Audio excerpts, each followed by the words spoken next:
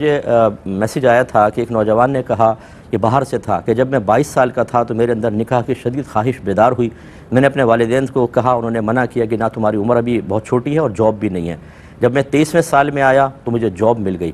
تو والدین سے میں نے کہا کہ اب میری شادی کر دیں، تو انہوں نے کہا نہیں، 30 سال تک کم از کم انتظار کرو۔ 24ویں سال میں نے اپنا گھر بھی لے لیا، پھر میں نے کہا اب میری شادی کر دیں، انہوں نے کہا نہیں ابھی انتظار کرو۔ 25ویں سال میں نے گرل فرینڈ بنا لی اور اس سے میرے ناجائز تعلقات قائم ہوئے اور پھر وہ پریگننٹ ہو گئی، حاملہ ہو گئی۔ اب وہ نوجوان کہتا ہے کہ اب میرے والدین راضی ہو گئے کہ چلو ٹھیک ہے ہم تمہاری شادی کر دیتے ہیں، اور لیکن اب میری جو گرل فرینڈ ہے وہ حاملہ ہے، تو کیا میں اس لڑکی سے اگر شادی کروں تو میرا بچہ جو اس کے پیٹ میں ہے وہ ولد الزنا ہوگا یا نہیں ہوگا؟ اور اب میرے والدین اس گناہ کی تمام تر ذمہ داری مجھ پر ڈال رہے ہیں کہ تو نے گناہ کیا، تو نے غلط کام کیا، مجھے برا بھلا کہہ رہے ہیں، تو کیا میرے والدین بھی اس میں کچھ قصوروار ہیں یا نہیں ہیں؟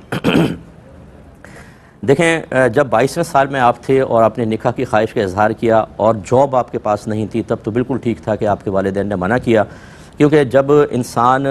حقوق زوجیت ادا کرنے پر قدرت نہ رکھتا ہو یا اس کو اتنا اس کے پاس مال نہ ہو کہ وہ نان نفقہ وغیرہ دے سکے، تو اس کے لیے شادی کرنا منع ہوتا ہے۔ ہاں، اس صورت میں یہ ہو سکتا ہے کہ اگر والد صاحب خود کفیل ہیں، اچھے پیسے والے ہیں، تو وہ شادی کر کے بچے کی یہ ذمہ داری لے لیں کہ نان نفقہ میں دوں گا، تو بالکل ٹھیک ہے، ہو سکتا ہے 22ویں سال میں بھی شادی ہو سکتی ہے، اور سب سے بیسٹ یہ ہے کہ بچوں کی 21-22ویں سال میں شادی کر دی جائے، ورنہ یہی خطرات ہوتے ہیں۔ لیکن اس کے بعد جیسے جیسے آپ کو جاب وغیرہ ملی اور والدین نے نہیں کیا، تو یاد رکھیں کہ پھر وبال والدین پر ضرور ہوا،